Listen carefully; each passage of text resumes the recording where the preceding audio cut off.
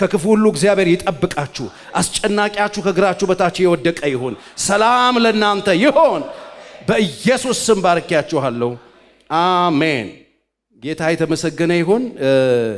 ያው ዛሬ የሆነች ቶፒክ ነው ይዤ የመጣሁት። የሆነች አንድ ጉዳይ በጣም በተደጋጋሚ ቢሮዬ አካባቢ አንዳንድ ችግሮች ሲመላለሱ እነዛ ችግሮች አብዛኞቹ ችግሮች ተንከባለው እዚህ በሽታ ላይ ሲያጠነጥኑ አየዋቸውና ይህን ጉዳይ አንድ እሁድ ላይ ምርመራ አድርገንበት ጉባኤያችን ክትባት ተከትቦ ቢሄድ በጣም ጥሩ ነው። ቤተክርስቲያን እንግዲህ ስንሰበሰብ የምንሰራው አንደኛ ኢየሱስን አብረን እናመልክበታለን። በጌታ በኢየሱስ ክርስቶስ የመስቀል ሥራ የዳንን ሰዎች ስለሆንን መዳናችንን ጠብቀን እስከ መጨረሻ መጽሐፍ እንደሚናገር የዘላለም ሕይወታችን ይዘን ነው የምንሰበሰበው።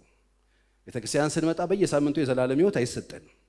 የዘላለም ሕይወት በመስቀል ላይ አንዴ ተሰጥቶናል። ከዳንን በኋላ ሰው ከሆንን በኋላ የእግዚአብሔር ልጆች ከሆንን በኋላ የእግዚአብሔር ልጆች ሆነን ስንኖር ልናደርጋቸው የሚገቡ ጥንቃቄዎችን እንድናደርግ ነው የምናስተምረው።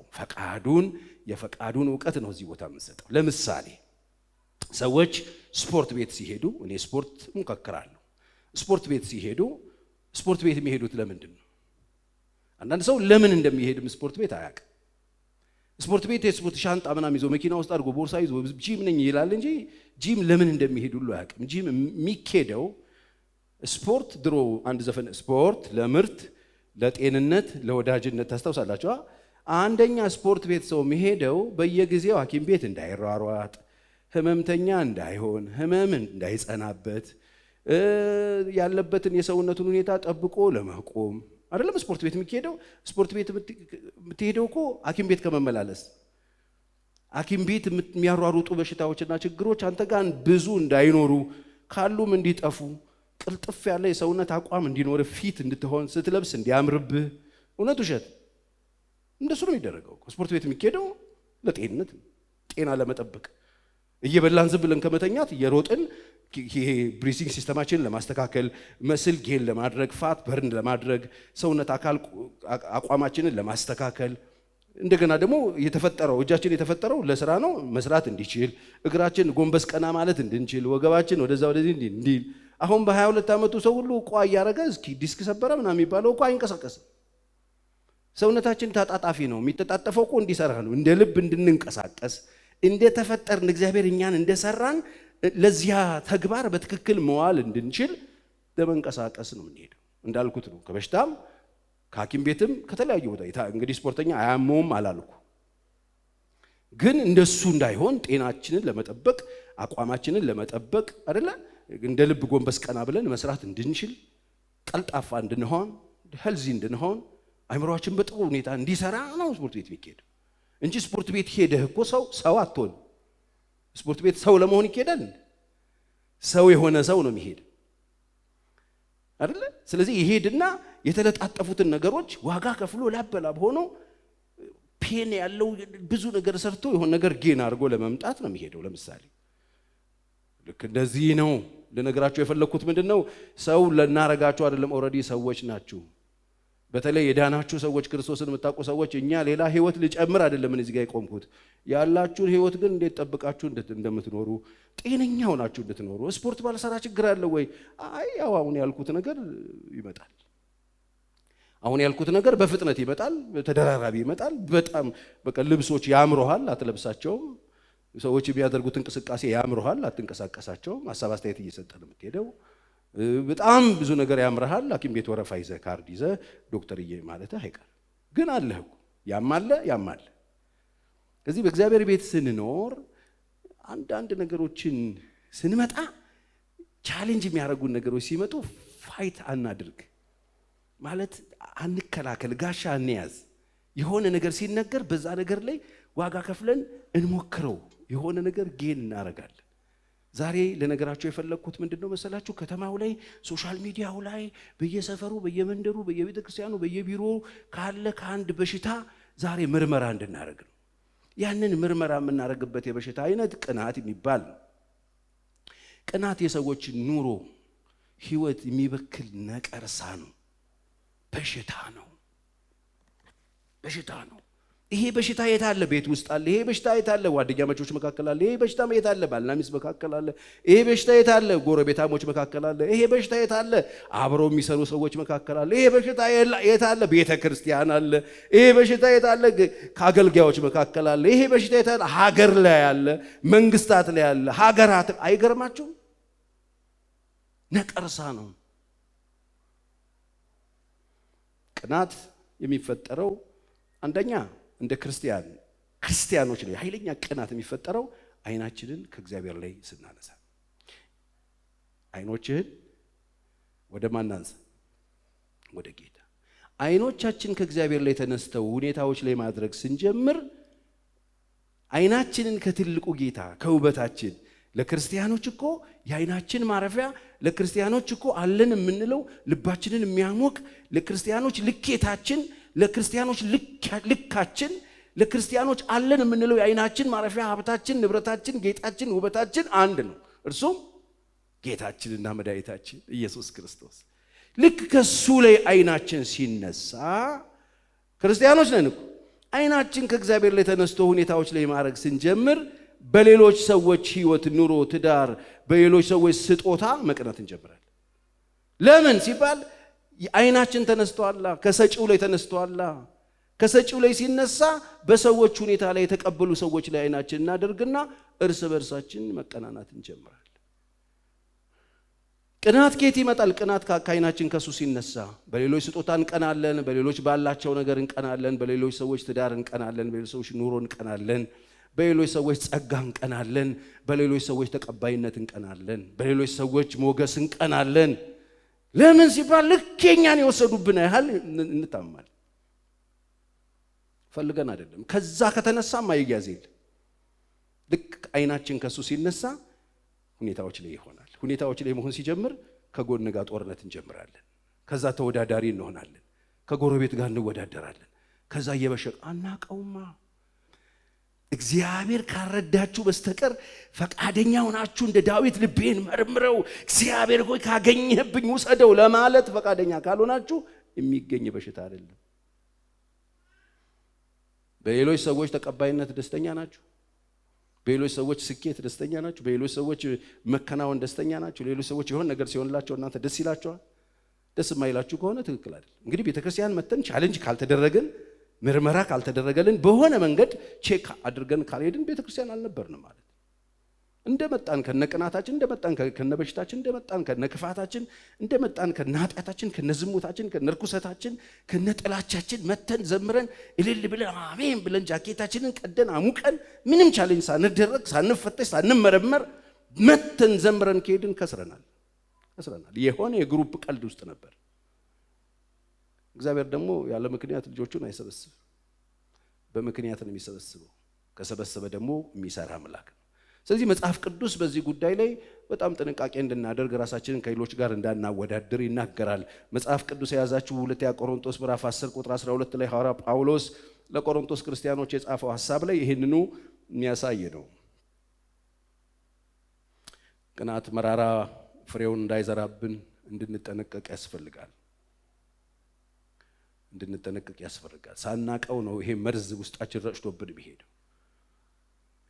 ሰው አይታይም፣ ገብቶ ግን መርዙ ረጭቶብን ህይወታችንን በክሎት አበላሽቶን ቀዳዶን የሚሄድ አበላሽቶን የሚሄድ የጨለማ ስራ ነው። እንደዚህ ይናገራል። ራሳቸውን ከሚያመሰግኑ ከአንዳንዶችም ጋር አሉ የሉም? ራሳቸውን የሚያመሰግኑ አሉ። አንዳንዶች ናቸው። ራሳቸውን ካለቅጥ ከፍ የሚያደርጉ፣ ራሳቸውን በጣም አጉልተው የሚያብራሩ፣ እኔ ማለት ብለው ለገበያ ራሳቸውን የሚያቀርቡ፣ ራሳቸውን የሚያመሰግኑ፣ ለራሳቸው ትልቅ ቦታ የሚሰጡ አንዳንዶች ጋር ራሳችንን ልንቆጥር ወይም ራሳችንን ልናስተያይ አንደፍርምና። ምክንያቱም ውድድር ነው። አሁን ያለው ማህበራዊ ሚዲያ ላይ የምታዩት ነገር በሙሉ ውድድር ነው። ብሽሽቅ ነው። በቀሚስ ይወዳደራሉ፣ በቦርሳ ይወዳደራሉ፣ በመኪና ይወዳደራሉ፣ በቤት ይወዳደራሉ፣ በሞባይል ይወዳደራሉ፣ በወርቅ ይወዳደራሉ። ምንድን ነው የማይወዳደሩበት? ከዛስ ደግሞ እነሱን ታይና አንተ ደግሞ ተነስተህ ከነሱ ጋር ውድድር ውስጥ ገባል። እኛ እንደነሱ አይደለንም ይላል ጳውሎስ። በፍጹም አንደፍርምና እኛ ራሳችንን ከእንደዚህ አይነት ነገር ጋር ሰው ከሌላ ሰው ጋር የሚወዳደር ከሆነ ቅናት ውስጥ መግባቱ ስለማይቀር አናደር። ነገር ግን እነርሱ ራሳቸውን ከራሳቸው ጋር ሲያመዛዝኑ ራሳቸውን ከራሳቸው ጋር ሲያስተያዩ አያስተውሉምና ማለት ራሳቸውን ከራሳቸው ጋር ሲያወዳድሩ ከሌላው ጋር አያስተውሉትም። በሽታ እንደሚያመጣባቸው አያውቁት። እኛ እናደርግም እንደሱ አለ ጳውሎስ። እኔ ከማንም ጋር አልወዳደርም፣ ራሱን ለሽያጭ ካቀረበ ጋር እኔ አልወጣም፣ እኔ የራሴን ስራ ነው መጠበጥበው ነው እያለ። ስለዚህ ከእንደዚህ አይነት ውድድር ውስጥ ከእንደዚህ አይነት ፉክክር ውስጥ እንድንወጣ እንዳንወዳደር እንዳንቀናና ነው እየተናገረ ያለው።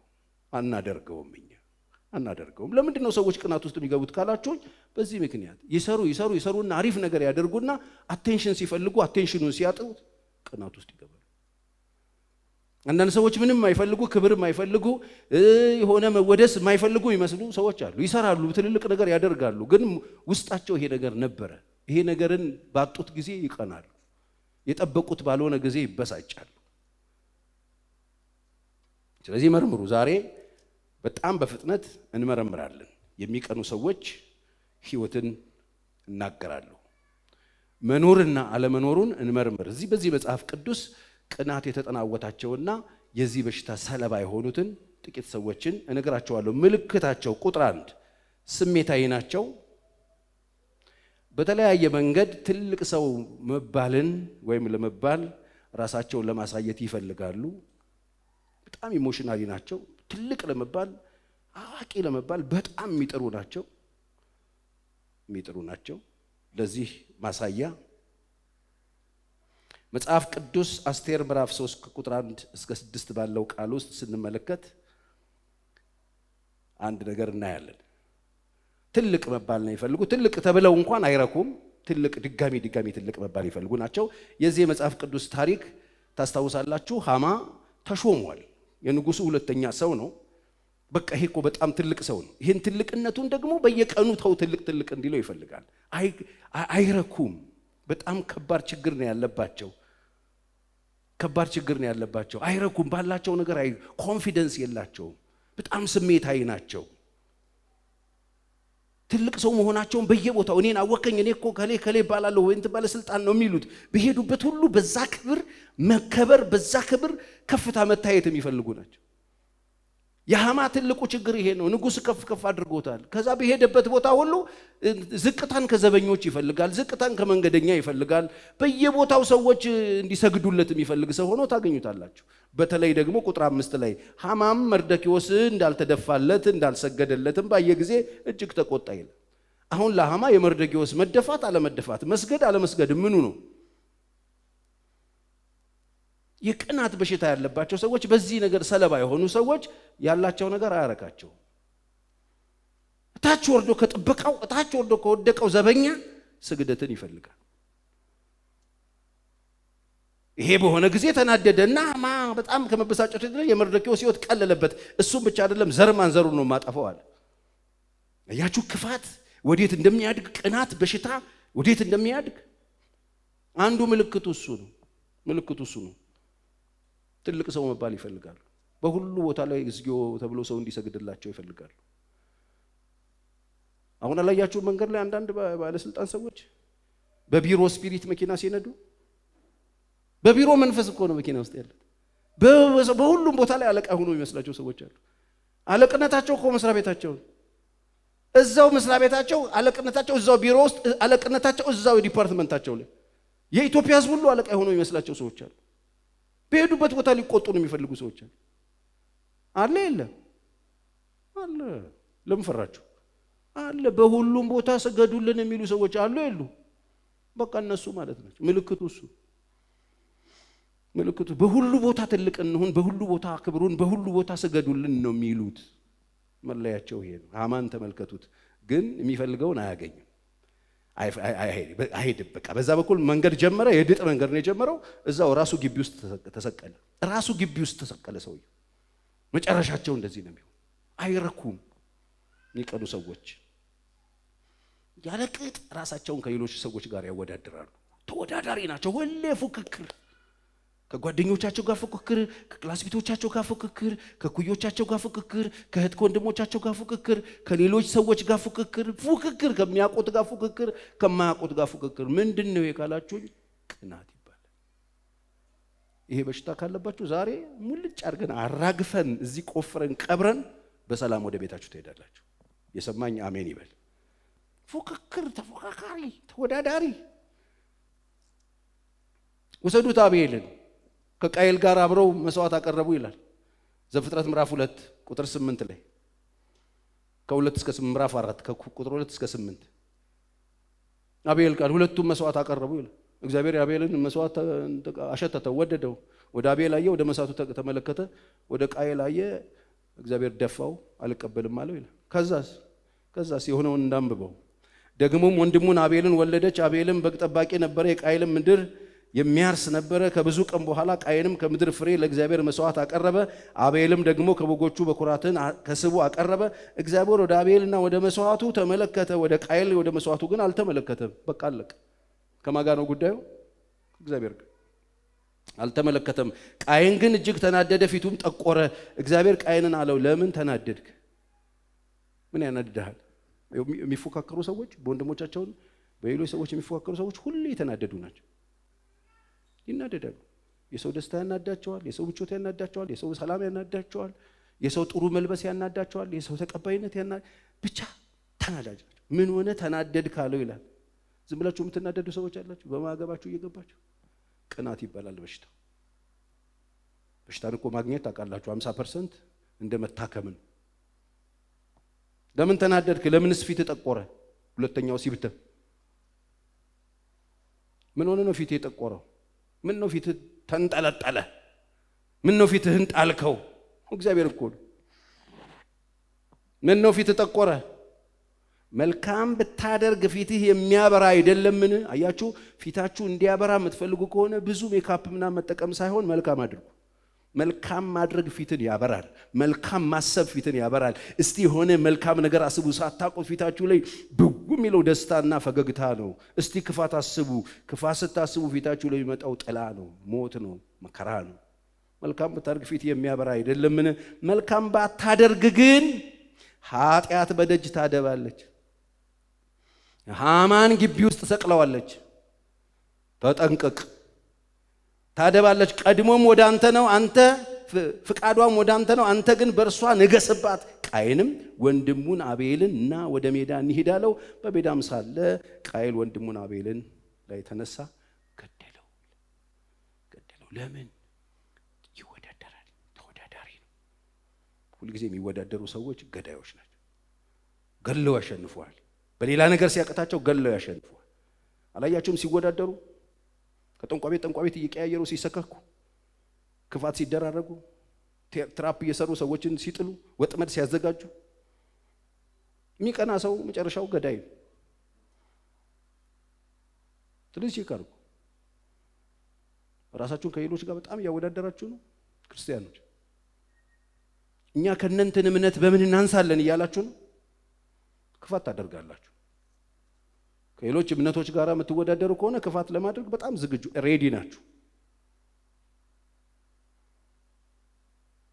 ትወዳደራላችሁ ከጓደኞቻችሁ ጋር በግድ የሆነ ማይሆን ጤነኛ ያልሆነ ውድድር፣ ልክ ያልሆነ ውድድር ትወዳደራላችሁ።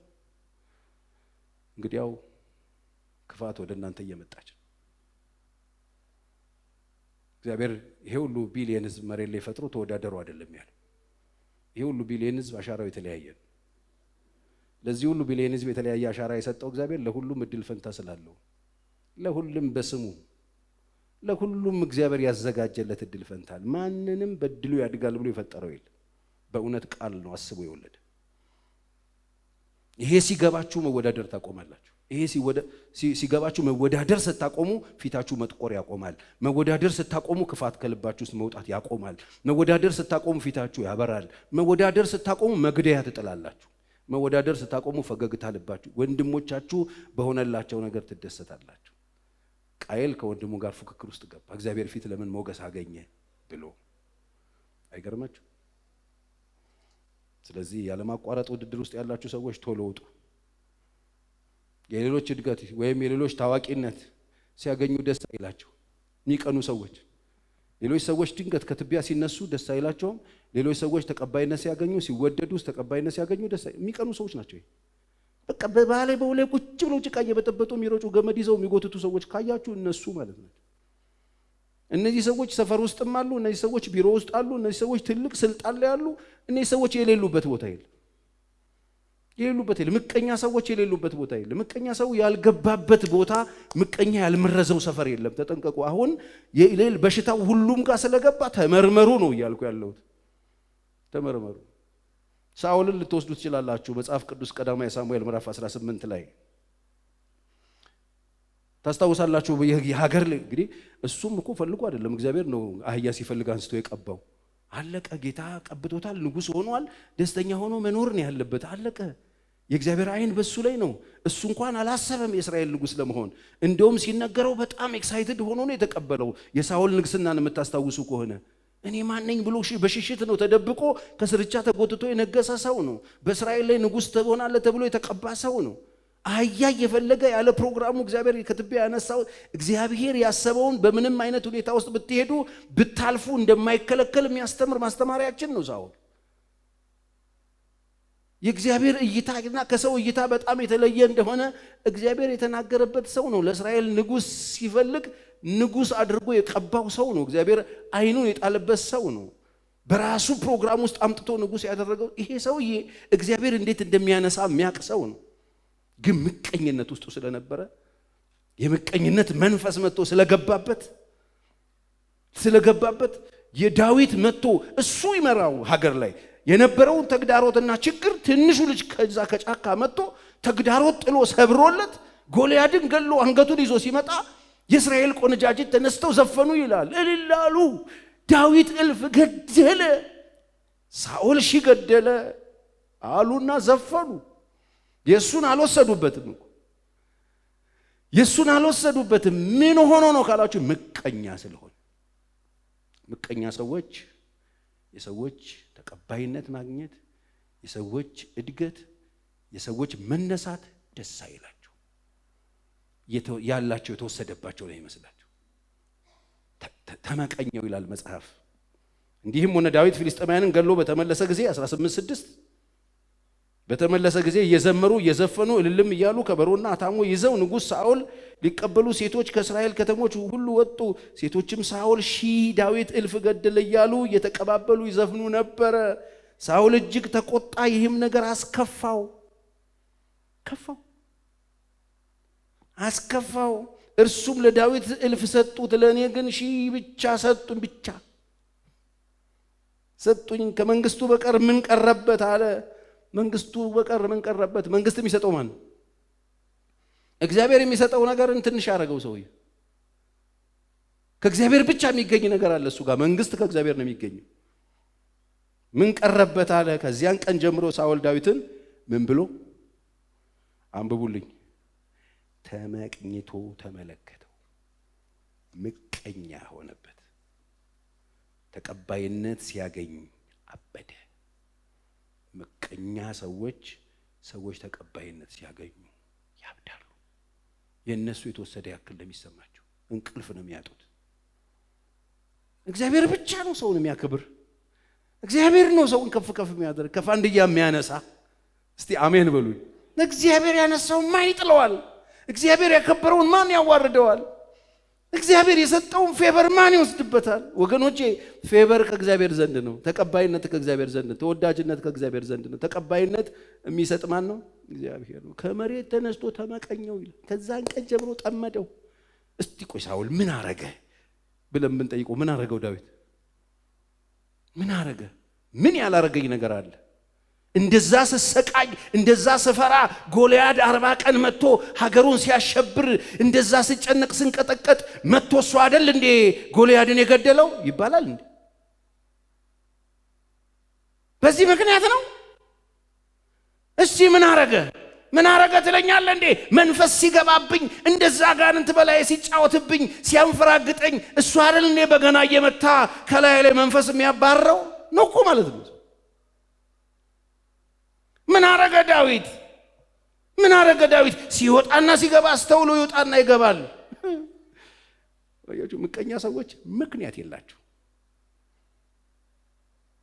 ምቀኛ ሰዎች ሲጠሏችሁ ምክንያት ተገኝቶ መስሏችሁ ከሆነ ተሳስታችሁ። ምቀኛ ሰዎች ምክንያት አያስፈልጋቸውም እናንተን ለመጥላት። አንዴ አትያዙ፣ አንዴ አይግባባችሁ፣ አንዴ አይናችሁን ከእግዚአብሔር አታንሱ። መግቢያዬን ነግሬያችኋለሁ። አንዴ ከዛ ላይ ካነሳችሁ ምንም ምክንያት አያስፈልጋችሁም ሰው ለመጥላት፣ የሰው ስም ለማጥፋት፣ ሰውን ለመጉዳት፣ ሰውን ለመግደል፣ በሰው ላይ ለመቆጣት፣ ሰውን ጉድጓድ ለመቆፈር ከልካይ የለባችሁ። አንዴ ብቻ አይናችሁ ከእግዚአብሔር ይነሳ። እግዚአብሔር ከዚህ ይጠብቅ። በደንብ አሜን በሉኝ። አይገርማችሁ? ምቀኛ ሰዎች ለነሱ ብቻ ነው የሚፈልጉት መዝሙሩንም ዘፈኑንም። ሌሎች ሰዎች የሚደረገው ነገር በሙሉ የሚገባው ለኔ ነው የሚሉት ማለት ነው። ለኔ ነው የሚገባው፣ ይሄ ክብር ለኔ፣ የሄዱበት ቦታ ሁሉ ይሄ የሚገባው ለኔ። በየሰፈሩ አድባር ዛፍ መሆን የሚፈልጉ ሰዎች አሉ። የሚገባው ለኔ ነው የሚሉት። ሁሉንም ጠቅልለው መግዛት ነው የሚፈልጉት። ሁሉም ነገር እንደዚህ አይነት ሰዎች አይታችሁ አታውቁም? በቃ ያለነሱ ማንም የትም ሰፈር የሌለ የሚመስላቸው ሰዎች። የኛ ሰፈር እኮ ጉልቤ አለ፣ የቄራም ጉልቤ አለ፣ የጨርቆስም አለ፣ በየሰፈሩ ጉልቤ አለ። እንዴት ሰው በሁሉም ሰፈር ጉልቤ ይሆናል ይላል? በሁሉም ሰፈር እኔ ነኝ ያለሁት ይባላል? ምቀኛ ሰዎች እንደዚህ ናቸው። ሁሉም ለኔ ነው የሚገባው፣ ሁሉም ክብር የራሴ ነው የሚሉት። ሰው ሲከበር፣ ሰው ሲወደድ፣ ሰው ይሁን ነገር ሲሆን ይሄ የኔ ነው የሚሉት። ተወስዶብኝ ነው የሚሉት። እኔ አንድ እህት ነበረች ቢሮ የምትመጣ የሆነን ሰው ስም እየጠራች ከጠራሁት ጥሩ ስላልሆነ ሰው ስም መጥራት ስለሌለብኝ እዚህ ጋር ጸጋዬን የወሰደው እሱ ነው ትለኝ ነበር። ቢሮ ትልቅ ሴት፣ ይሄ የሚያገለግልበት ጸጋ ከኔ ላይ ነው የወሰደው አለችኝ። አንድ ቀን መጣ። እንደዚህ መንጮ የሚሰራ ነገር ነው እንዴ ግሬስ ብዬ ገረመኝ። እኔ ፓራፊን ነው እንዴ ይዘሽ የመጣሽው ብዬ በጌኒ ነው አለች። ኮስተር ብላ አንድ ቀን ጉባኤው ሲሄድ እንደዚህ ብሎ አየና አይን ላይን ተያየን አለች። ከሱ ጋር እንተዋወቃለን፣ ከማን እንደወሰደው ያውቃሉ፣ ዓለምን የሚዞርበት ቅባት የኔ ነው አለች። ታከሙ፣ ሐኪም ቤት ሂዱ፣ ችግር ነውር የለውም። በእውነት እንደዚህ የሚሰማችሁ ሰዎች ካላችሁ ታከሙ አሉ። አሁን ዶክተር ዳዊት ምናምን አሪፍ የአእምሮ ሕክምና ላይ እንደውም አዲስ ሆስፒታል ከፍተዋል። ምን ችግር አለው? እንደዚህ ይሰማኛል። ምንድን ነው የሚባለው ስሙ በሉት። እኔ ቸርች ስለማላውቀው ነው ስሙን። ከቀናት ይገባባቸዋል። ከቀናት ከፍ ሲል ወደ አእምሮ በሽታ ልቢዞር። ሁሉም ነገር ለእናንተ አይገባም። ሁሉም ነገር ለእኔ ነው የሚገባው የሚሉ ሰዎች አሉ። እግዚአብሔር ከዚህ ይጠብቃል። የሚቀኑ ሰዎች ከእግዚአብሔር ጽድቅ ይልቅ የራሳቸውን ነገር ነው ቅድሚያ የሚሰጡት። በሌሎች ሰዎች ተቀባይነት እንዲያገኙ ብቻ ነው የሚታገሉት። ምቀኛ ሰዎች ባህሪያቸው ይሄ ነው። ምልክታቸውን ነው እየነገርኳቸው ያለሁት። እግዚአብሔር ይቀበል አይቀበል የራሱ ጉዳይ፣ ዋናው ሰው ይቀበላቸው እንጂ። ታስታውሳላችሁ፣ መስዋዕት ሰዋ። እግዚአብሔር ሳኦልን ናቀው። መጽሐፍ ቅዱስ እንደሱ ነው የሚናገር። ናቀው። አንተ ምንም ብትንቃት በእስራኤል ላይ አንተ በእስራኤል ላይ ንጉሥ አላረኩም፣ ምንም ብትንቀው አለው እግዚአብሔር። አላከበርኩም፣ እኔ አንተ የናቀው እግዚአብሔርን ነው አለው። እኔ ደግሞ የሚንቆኝን ንቃቸዋለሁ አለው እግዚአብሔር። እና ሳሙኤል በቃ አብረው ተገናኙና እሱ ላንብብላችሁ ባካችሁ። አንደኛ ሳሙኤል ምዕራፍ 15 ቁጥር 26 ላይ ሳሙኤልም ሳኦልን የእግዚአብሔርን ቃል ንቀሃል፣ እግዚአብሔርም በእስራኤል ላይ ንጉሥ እንዳትሆን ንቆሃል። ብዙ ጊዜ ምቀኛ ሰዎች ረጅም ዕድሜ ማለት አይሄዱም፣ በክብር አይቀጥሉም። ሳኦል 2 ዓመት ነው ከብሮ የኖረው። 38 ዓመት ተዋርዶ ነው የኖረው። ጥላው ተገፎ ነው የኖረው። 40 ዓመት ነው እስራኤል ላይ ነገሰ። 2 ዓመት ብቻ ጤነኛ ስፒሪት ይዞ ከዛ በኋላ ምቀኛ ነው። ስብሰባ ላይ ብታገኙት ምቀኛ ነው። መንገድ ላይ ብታገኙት ምቀኛ ነው። ቤተ መንግስት ይሄ ሁሉ ዓመት በምቀኝነት ነው የኖረው። ለምን ካላችሁኝ እግዚአብሔር ንቆት ስለነበር። እንደዚህ ይላል፣ የእግዚአብሔርን ቃል ንቀሃል፣ እግዚአብሔርን በንጉሥ እንዳትሆን ንቆሃል፣ ከአንተ ጋር አልመለስም አለው ሳሙኤል። አብረን እንሂድ ሲለው ከዛ ሳሙኤልም ሊሄድ ዞር ባለ ጊዜ ሳኦል የልብሱን ጫፍ ያዘው ይላል። ሳሚ የት ነው የምትሄደው ብሎ ልብሱን ያዘው ይላል። ልብሱን ተቀዛ፣ ልብሱን ሲይዘው ልብሱ ተቀደደ። ሳሙኤልም እግዚአብሔር የእስራኤልን መንግስት ዛሬ ካንተ ቀደደዋል። ቀደደው ስትባል ምንድነው ማድረግ ያለብህ? ድፍት ብለህ እባክህ ብሎ ግን አላለ። ቀደደው። ካንተም ለሚሻል ለጎረቤት አሳልፎ ሰጣታል። ካንተም የሚሻል የሚያከብረውን አግኝቷል፣ ለጎረቤት ሰጥቶታል። ለጎረቤት ሰጠ። የእስራኤልም ኃይል እንደ ሰው የሚጸጸት አይደለምና አይዋሽም አይጸጸትም አለው። እርሱም በድያለሁ፣ አሁን ግን ስሙ በደም የሚፈልገው አሁን ግን በሕዝቤ ሽማግሌዎች ፊትና በእስራኤል ፊት እባክህ ምን አድርገኝ አክብረኝ። እግዚአብሔር ንቆሃል ከተባልክ በኋላ ምን ያደርግልሃል የሰው ክብር? አንዳንድ ሰዎች እግዚአብሔር ከናቃቸው በኋላ ይኸውላችሁ፣ መጀመሪያ እግዚአብሔር እንዳይንቃችሁ ተጠንቀቁ። እግዚአብሔር ከናቃችሁ በኋላ ሰዎችን ለማግኘት መፈለግ ትርፍ የለው። በጣም ብዙ ሰዎች እግዚአብሔር ከናቃቸው በኋላ ነው የሰዎችን ክብር የሚፈልጉት። እግዚአብሔር አይናቃችሁ። እግዚአብሔር እስኪንቃችሁ የሚያደርግ ነገር አታድርጉ። እግዚአብሔር የሚንቃችሁ መቼ ነው? ምቀኛ ስትሆኑ፣ የማይነካ ነገር ስትነኩ፣ የማይገባ ነገር ውስጥ ስትገቡ፣ ከእግዚአብሔር ሐሳብ ውጪ ስትሆኑ፣ እንደ ልቡ ስትሆኑ እግዚአብሔር ያከበርኩ በእስራኤል ንጉሥ እንድትሆን አንግሼ ነበር፣ ንቃሃታል፣ የእግዚአብሔርን ነገር ንቃሃልና እኔም ንቄ ያለውን ንጉሥ አላት። ወገኖች የእግዚአብሔር የሰጣችሁን ነገር አትናቁ። የጥቂቱን ነገር የናቀም ለመጽሐፍ ቅዱስ ሐሳብ አለ። እንዳትንቁ እግዚአብሔር የሚንቁትን ስለሚንቅ። እግዚአብሔር ከናቃችሁ በኋላ የዓለም ሁሉ ቢያከብራችሁ ትርጉም የለው። የሳኦል ስፒሪት ሲመጥ የሚቀኑ ሰዎች የከበረ ከተዋረደ እንኳን መለየት አይችሉ። የት ጋር ምን መፈለግ እንዳለባቸው እንኳን አያውቁ። ወገኖች ከእግዚአብሔር ጋር ቆመን ሰዎች ቢያከብሩን በጣም ደስ ይላል።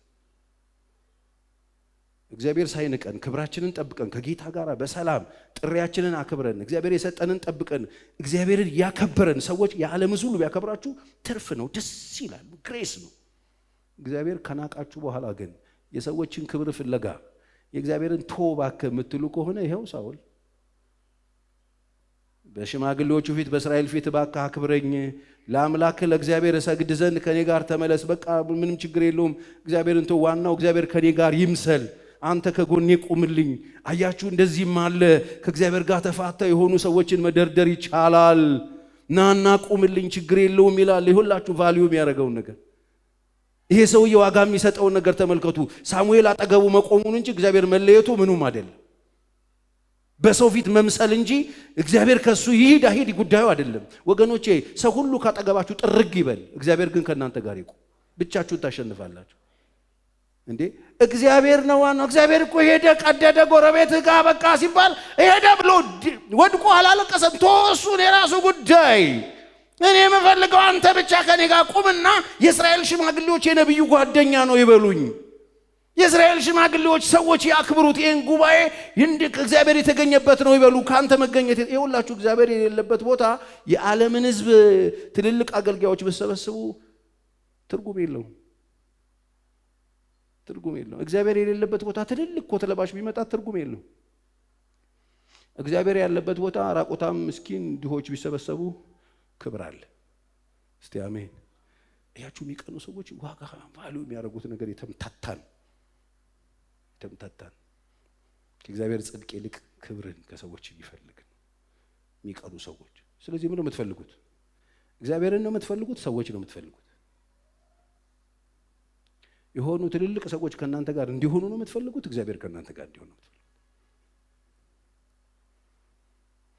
አይናችሁ ማን ላይ ነው ያለው? አይናችሁ ከእግዚአብሔር ሲነሳ የምታስቡት እንደዚህ ነው የሚሆነው። አይናችሁ ከዚህ ከጌታ ላይ ሲነሳ እንደዚህ ነው የምታስቡት። ህይወታችሁ ከጎን ጋር ይሰፋባችኋል። አይናችሁን ያሳረፋችሁት ምን ላይ ነው? ትልልቅ ሰዎች ላይ ነው። ትልልቅ ሰዎች ይሞታሉ። ታዋቂ ሰዎች ነው። ታዋቂ ሰዎች ይሞታሉ። ሀብታሞች ነው። ሀብታሞች ይደህያሉ፣ ይወድቃሉ፣ ይሞታሉ፣ ይሰናከላሉ፣ ተኝተው ይቀራሉ። ማይሞት ዘላለማዊ አንዴ ከያዘ ማይለቅ ብቻውን ታምራትን የሚያደርግ አንድ ነው። እሱም የሰራዊት ጌታ እግዚአብሔር ብቻ። እግዚአብሔርን ፈልጉት ትጸናላችሁ። አሜን። የሚቀኑ ሰዎች አይናቸው ከእግዚአብሔር ስለተነሳ ከእግዚአብሔር ጽድቅ ይልቅ ሰው ነው ይፈልጉት። ይተያያሉ። ከሌለማ ወይ የለ የሆነን ሰውዬ ተከትሎ ይመጣ እግዚአብሔር አለ ወይ? መልሱልኝ። አለ? አይናችሁ ከእግዚአብሔር ሲነሳ እንደዚህ ነው የምታዩት። አይናችሁ ጌታ ጋር ሲሆን ግን ዲዘርን የምታደርጉት የእግዚአብሔር መንፈስ ነው። የእግዚአብሔርን ጽድቅ ህልውናውን። ክብር ለእግዚአብሔር ይሁን። ብቻውን ታምራትን የሚያደርግ መጽሐፍ እርሱ ብቻውን መራው፣ ከሱ ጋር ሌላ አምላክ አልነበረም ይላል እግዚአብሔር ቃል። ከሱ ጋር ሌላ አልነበረም። ብቻውን ታምራትን የሚያደርግ የሰራዊት አምላክ እግዚአብሔር አለ። እሱ ደዩት፣ አይናችሁን እሱ ላይ አድርጉ። ዛሬ የተደገፋችኋቸው ይሰበራሉ።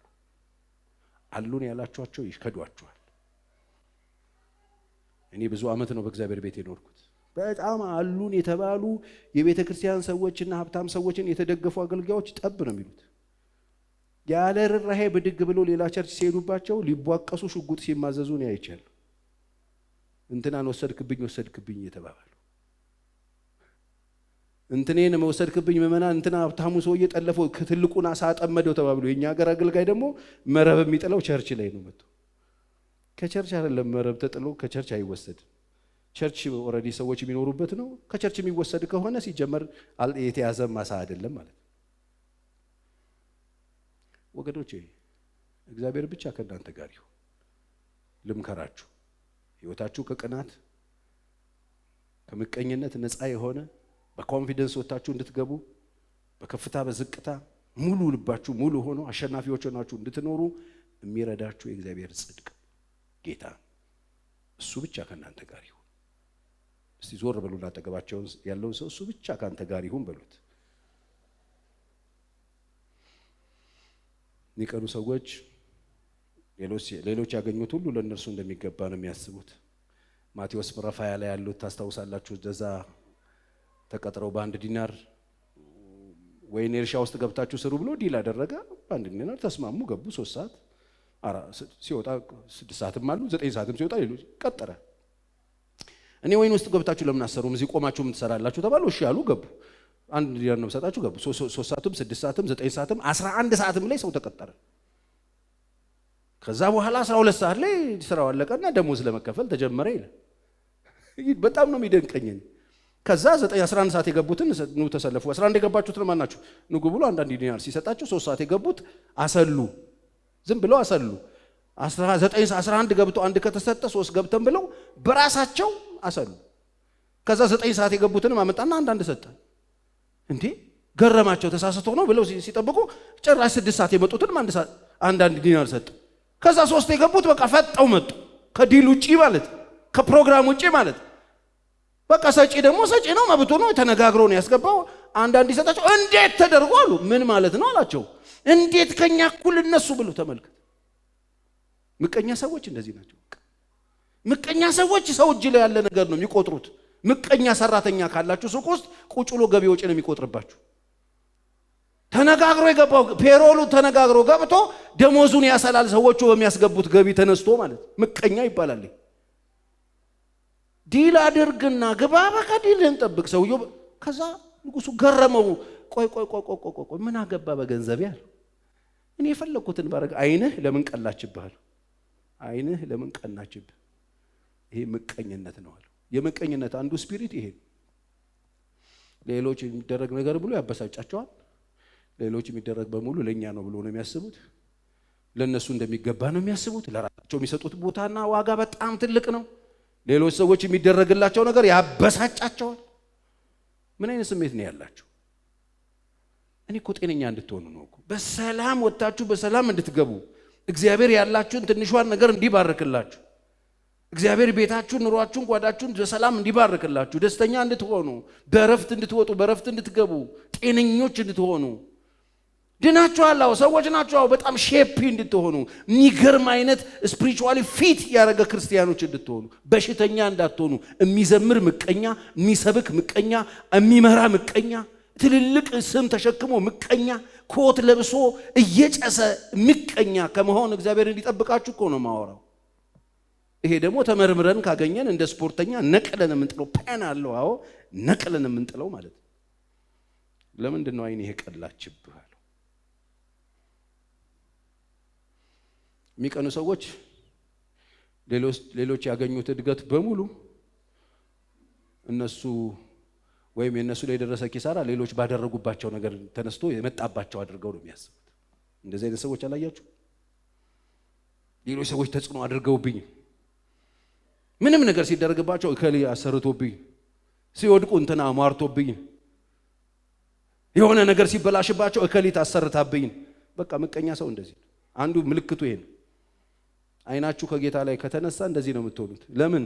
አይናችሁ ጌታ ላይ ከሆነ እኮ እግዚአብሔር የከፈተው ማንም አይዘጋውም የሚለው ቃል ይገባችሁ ነበር። እግዚአብሔር ከዘጋው ደግሞ ማንም አይከፍተውም የሚለው ቃል ይገባችሁ ነበር።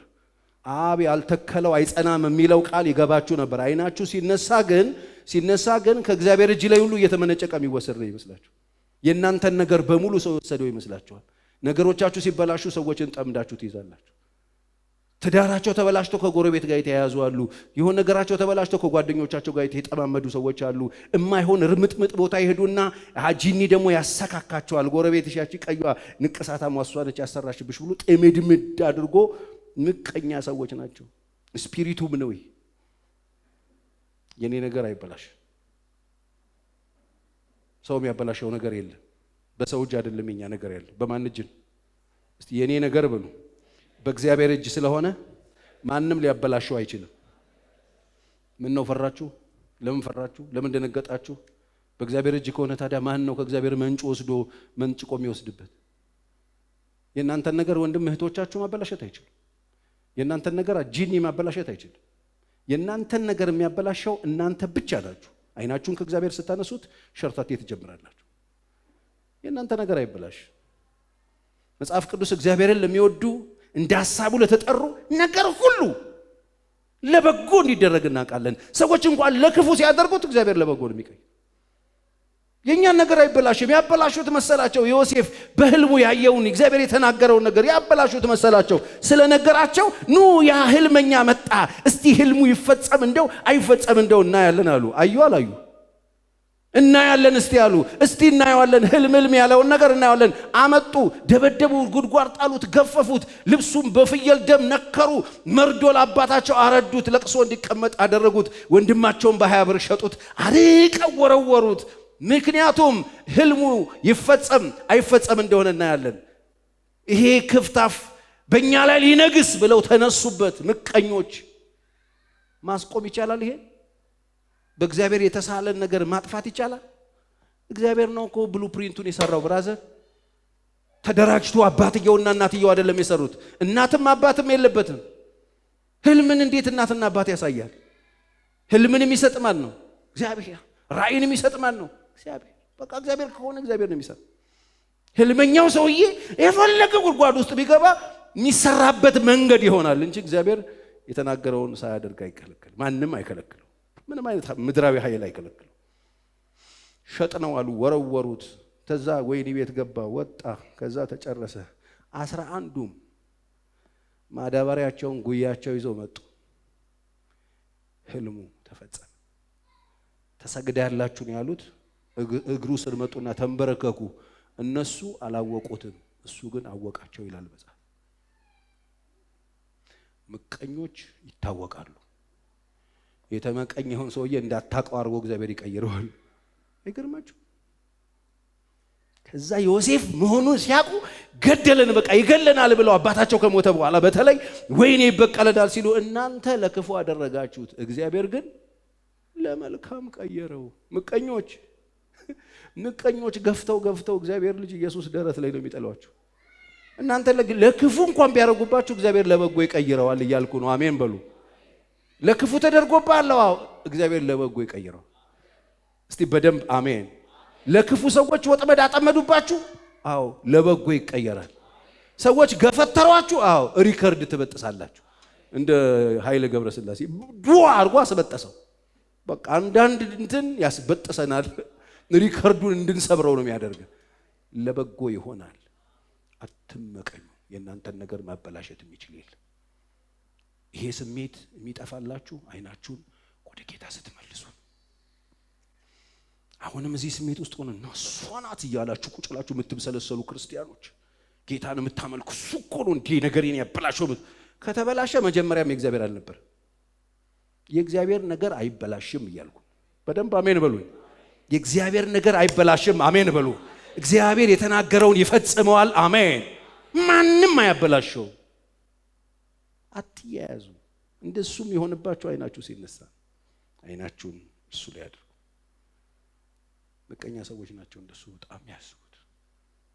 ሁሉ ነገር የተበላሸው በሰው ይመስላችሁ። የጀመሩት ፌል ሲያደርግ ሰው ነው። የጀመሩት ፌል ሲያደርግ ሰው ነው። ይኸውላችሁ ፌል ካደረገ ወደሱ ተመለሱ። የጀመራችሁት ከተበላሸ ነጥቃችሁ እየሮጣችሁ ነበር ማለት ነው። ተመለሱ። ተቀበሉት እንጂ አትንጠቁት። ነጥቆ የሮጠ የተሳካለት የለም። የተቀበለ ብቻ ነው ይሳካለት። እግዚአብሔርን ነጥቃችሁት አይሳካላችሁ፣ ተቀበላችሁት ይሳካላችሁ። አሜን በሉ። ነጥቃችሁ የሮጣችሁ ሰዎች አይሳካላችሁ። እንደ ጠፋው ልጅ ማለት ነው። የጠፋው ልጅ እኮ በቂ ገንዘብ ነው ከቤት ይዞ ይወጣ። ለምን ያልተሳካለት? ነጥቆ ነው የሮጠው። ከአባቱ የሚያርቅ ነው ያደረገው። የወሰደውን ነገር ይዞ ለመሮጥ ነበር የሄደው። ካልተሳካለት ጓደኞቼ ናቸው ድግምት አሰርተው ቢቢል አይደለም። ጓደኞቼ አይደለም፣ አቀባበልን አነጣጠቀን። ለዚህ ነው አባቱ ይጠብቀው የነበረው። እንደሚመለስ ያውቃል፣ እንደማይሳካለት ያውቃል። አንዳንድ ሰዎች እንደማይሳካላቸው አውቃለሁ እኔ እንኳን እግዚአብሔር እኔ ያውቃል። ምክንያቱም የሚሄዱበት መስመር ልክ ስላልሆነ የሚሄዱበት መስመር ሰዎች የት እንደሚደርሱ ያስታውቃል። ጊዜ ይፈጁ ይሆናል፣ ጊዜ ያቃጥሉ ይሆናል። እየተንፏቀቁ በደረታቸው እንደሚመለሱ ያስታውቃል። አይሳካላቸው። ሰው ከእግዚአብሔር ላይ አይኑን አንስቶ ሁኔታ ላይ አድርጎ አይሳካለት። የስኬታችን ሁሉ ምንጭ ማን ነው? እግዚአብሔር። በመጨረሻ ምቀኛ ሰዎች ክፉ ሲደርስባቸው እንትን የሚያዝኑ ይመስላሉ፣ ግን አይደለም። ደስ ነው ይላል ምልክታቸው። አዛኝ ቅቤ አንቋጭ ወይኔ ምናምን አዛኝ መስሎ ነው የሚሆኑት። ማኒፑሌት ነው፣ ውሸታም ናቸው። አያዝኑ፣ ደስተኞች ናቸው። እንዲሁም እናንተ ሀዘን ውስጥ እንድትገቡ ሁኔታዎችን ያመቻቻሉ። በመጨረሻ የአማልቅን ሰው ነው እንድታዩት የምፈልገው። ሳኦልን ገሎት መጥቶ ምቀኞች ናቸው። አማልቅ እኮ ምቀኛ እኮ ነው። እስራኤል ሲደክም እየመጣ ጥቃት ይፈጽምበት የነበረ ነው። እግዚአብሔር እኮ አማልቅን ዝክራቸውን ከምድር አጥፋ ብሎ እኮ ሳኦልን ያዘዘው እግዚአብሔር ቂም ይዞባቸው ነበር። እስራኤል በምድረ በዳ ሲንገላታ ጉዳት ያደርሱበት ነበር፣ ያሳቅቁት ነበር። ሲደክም እየመጣ ጥቃት ይፈጽሙበት የነበረ እንትን ነው። ለዛውም ህዝቡ በየመንገዱ ያለቀሰበት ነው። በዛ ላይ ያስለቀሱበት የነበሩ ናቸው። አማልቅ ዝክራቸውን አጥፋልኝ ያለው እግዚአብሔር ለዛ ነው። ያው ሳኦል የፎረሸበት ሚሽን ማለት ነው። ሲሞትም ግን ሳኦል ሲሞት ታስታውሳላችሁ? የገደለው አማልቅ ደክሞ እያቃሰተ እያለ ደረስኩ አለ። ራሱ ነው ቴስቲሞኒ የሰጠ። ማንም ሳይጠይቀው እየሮጠ መጣና እንኳን ደስ ያለህ አለው ዳዊት። አዛኝ መስሎ፣ ደስታም አብሳሪ መስሎ፣ የዳዊት ቲፎዞ መስሎ ይኸውልህ እግዚአብሔር ድል ሰጥቶ ምን ሆነ? ሳኦልም ሞተ፣ የልጁ ዮናታንም ሞተ ብሎ መርዶ ይዞ መጣ። ምድረ በዳ የተንከራተተለት ሳኦል እሱ ሊገለው ሲችል ከአንድም ሁለት ሶስት እጁ ላይ ገብቶ የማረው ሳኦል በጣም እንደ ነፍሱ ይወደው የነበረው ዮናታን መሞቱን መጥቶ አረዳው እንደ ቀልድ። ምንድነው የምታወራው አለው። ሞተ። በምን አወቅኩ? ነበርኩ እዛ ጦር ሜዳ እናማ ደክሞ አገኘሁትኝ። ስልል ብሎ በሰለለ ድምጽ እየጮኸ አገኘሁትኝ። ማንን? ሳኦልን። ላንብብላችሁና ልጨርስ። አንብበሉኝ። ሁለተኛ ሳሙኤል ምዕራፍ 1 ከ2 ቁጥር ጀምሮ። በሶስተኛው ቀን እነሆ ከሳኦል ሰፈር አንድ ሰው ልብሱን ቀዶ፣ ተመልከቱ፣ አስመሳይ ልብሱን ቀዶ በራሱም ላይ ትቢያ ነስንሶ ወጣ። ወደ ዳዊትን በመጣ ጊዜ በግንባሩ ተደፍቶ እጅ ነሳ። በጣም ያዘነ ነው ይመስል። ዳዊትም ከወዴት መጣህ አለው። እርሱም ከእስራኤል ሰፈር ኮብልዬ አለው። ሁለተኛ ሳሙኤል ምዕራፍ 1 ቁጥር 2 ነው እያነበብኩ ያለሁት። ከየት መጣህ አለው። ዳዊትም ነገሩ እንደምን እንደሆነ እስኪ ንገረኝ አለው። እርሱም መልሶ ሕዝቡ ከሰልፉ ሸሽቷል፣ ከሕዝቡ ብዙ ወደቁ ሞቱም፣ ሳኦልም ልጁም ዮናታንም ደግሞ ሞተዋል። ዳዊትም ወሬኛውን ጎልማሳ ሳኦልና ልጁ ዮናታን እንደሞቱ በምን ታውቃለህ? እንዴት አወቅ አለው። ወሬኛውም ጎልማሳ አለ፣ በድንገት ወደ ጊባው ተራራ መጣው። እነሆም ሳኦል ጦሩን ተመርኩዞ ቆሞ ነበረ። ሰረገሎቹም ፈረሰኞቹም ተከትለው ደረሱበት። ወደ ኋላውም ዞር አለና እኔን አይቶ ጠራኝ። እኔም እነሆኝ አልኩት። እርሱም አንተ ማን ነህ አለኝ። እኔም አማልቃዊ ነኝ ብዬ መለስኩለት።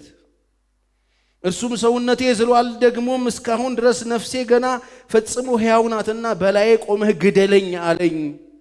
እኔም ከወደቀ በኋላ አለመዳኑን አይቼ በላዩ ላይ ቆሜ ገደልኩት። በራሱም ላይ የነበረውን ዘውድ በክንዱም የነበረውን ቢተዋ ወሰድኩ፣ በዚህም ወደ ጌታ ያመጣሁት ብሎ አስቡ። ገሎት ጦሩን ይዞ ሰውየውን እንትኑን ይዞ ቢታዋንም ይዞ ወሰድኩ። ክንዱም ላይ የነበረውን ቢታዋን ወሰድኩና ጦሩን ይዤ ከዛስ ትቢያ ለብሼ መጣሁ ይለዋል። እንዴ ለከደልከው ለምንድን ነው ትቢያ የምትለብሰው? አይ አስመሳዮች ነች። ገደልኩት ብሎ ራሱ ነው ከሰጠን። ገደልከው አንተ ራስህ ገደል። ቆሜ ገደልኩት። ከዛ ሰቢታውንም ሰይፉንም ይዣል። ከዛ ሲሄ ለበስከው ይሄማ ያዘን ልብስ ነው። ገለኸው ነው ያዘን ልብስ የምትለብሰው። ምቀኛ ሰዎች አዛይም ነው የሚመስሉት፣ ግን አይደሉም። ጨካኞች ናቸው። ገሉት ቡትቶ ለብሶ ትቢያ ነስንሶ። ትቢያ የምትነሰንሰው ለገደልከው ነው።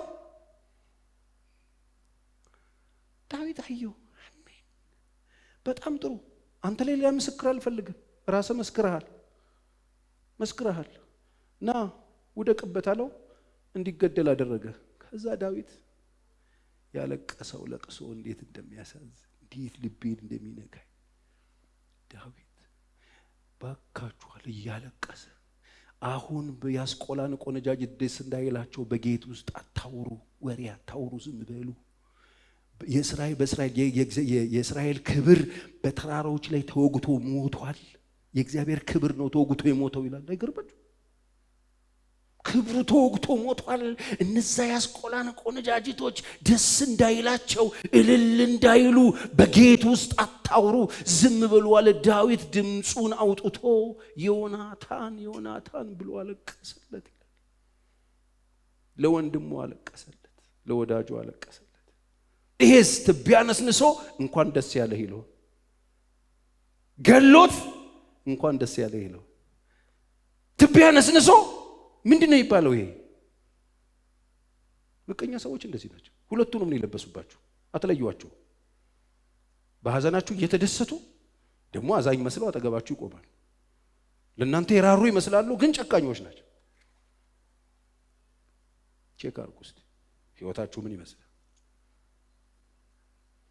መመርመር ጥሩ ነው። ድናችኋል በጌታ በኢየሱስ ክርስቶስ በመስቀል ሥራ የዘላለም ሕይወት ባለቤት ናችሁ። አዎ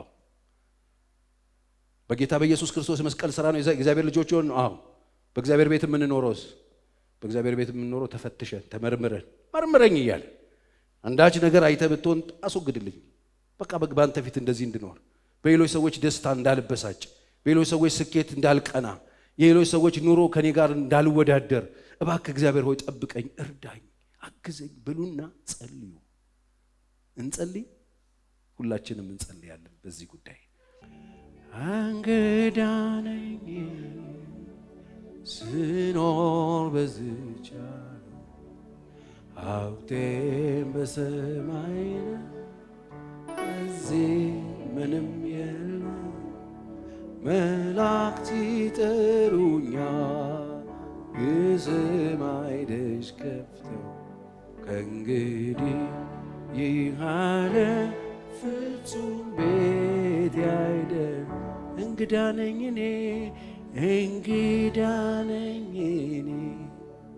ስኖር በዚህች ዓለም፣ ሀብቴም በሰማይ ነው፣ በዚህ ምንም የለም። መላእክት ይጠሩኛል የሰማይ ደጅ ከፍተው፣ ይህ ዓለም ፍጹም ቤት አይደል። ታማኝ ወዳጅ